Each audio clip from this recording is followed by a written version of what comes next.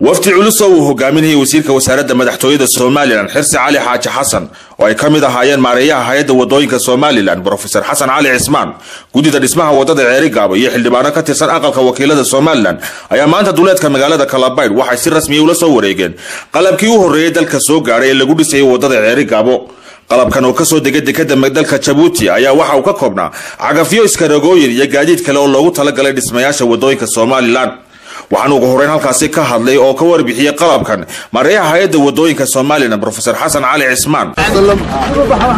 maanta runtii aniga shakhsi ahaan waxay tahay farax weyn guud ahaan shacbiga reer Soomaaliland iyo xukuumadda reer Soomaaliland dhamaantood waxay tahay farax weyn iyadoo maanta munaasabadani aan ugu dabaaldegayno runtii qalabkii ugu horeeyay ee RDA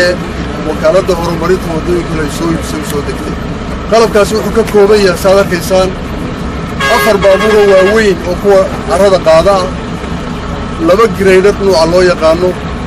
laba sheewal oo kuwa ciid rara ah hal baaldowsar booyad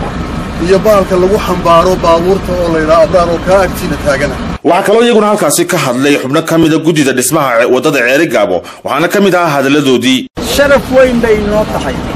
ama gudida ha ahaato ama dadweynahan reer Gabiley iyo reer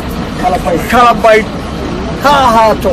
iyo Togwa Jaale iyo inta agagaarkeeda oo dhan iyo Gabiley iyo aad dhulkaad garanaysaan mar haddaanu maanta halkan ka hor tagnay oo ay halkan noo taagan yihiin oo ay arkaysaan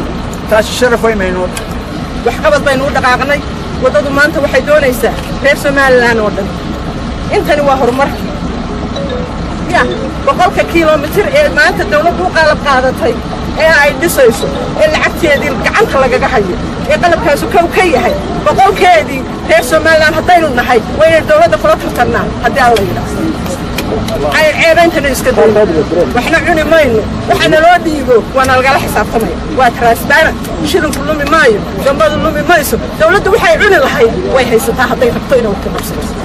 يا عيبتها لتشوج أنا قد عيبتها لقى داي waxa kale oo iyaguna halkaasi ka hadlay Suldaan Siciid oo ah suldaanka gobolka Sanaag iyo Caaqil Weerar oo ku hadlay afka gobolka Gabiley salaanka dib maanta waa maalin farxad leh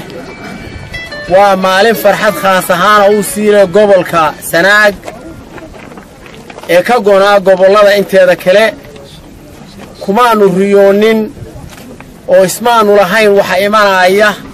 in dawlad Soomaaliland ay gacanta u qaado oo dhisto maanta waxaanu aragnaa oo ay indhahayaguna tuseen oo Ilaahay nagu simay iyadoo gaadiidkii wadada bilaabayay oo aragtaan oo indhihiina ku aragtaan ay horteena joogaan Allahu akbar Soomaaliland hannoolaado madaxweynaha jamhuuriyadda Soomaaliland hannoolaado wasiirka madaxtooyadu hannoolaado gudida wadadu hannoolaato maanta waxaa شرف وين وعلم إلا وانا عرقابات بينوغ فوقتا ومخدة وريني تيفية دي أرمها قد دا وددا وسير كمدحتوية دا خيقو سيدو قوة دا يولي هالكا سانك داويني ما انتنا قرق يجي بينوغ سوقس gabagabadii waxa hadalka soo afmeeray wasiirka madaxtooyada Soomaaliland Xirsi Cali Xaaji Xasan waxaana kamid ah hadaladiisii aad baan ugu faraxsanahay ilaahayna subhanahu wa ta'ala waa kuma hadinaya inoo suurtageliyay nimadii madaxweynaha in qalabkii inoo yimi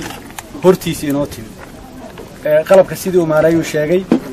dhowr iyo 10 shay baa hadda joogo yaala waxna way soo socdaan sidoo kale waa fayska koobaad intii loogu tala galay ee wadada oo ahayd qalabkii hadeeyeen cagafyadii ka daalimayno tacabka aan wadooyinka ugu jiro